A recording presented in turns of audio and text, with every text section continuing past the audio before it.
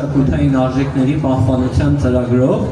բայց ինչի եմ ես բեմին, քանի որ իրանք երիտասարդներ են ու իրանք ձևավորվել են Գյումրիում, իրանք շատ տաղանդավոր երիտասարդներ են ու բացի հիմնական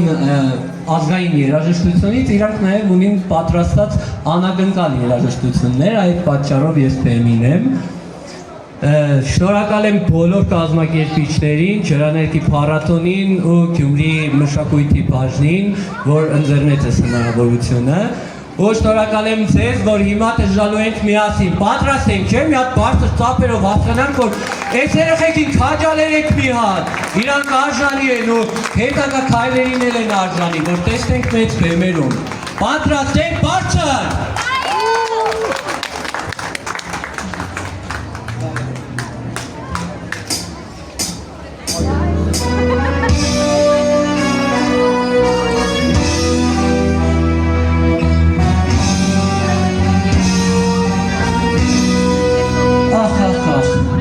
Ես 30 տարեկանը շատ վատ է անցնել։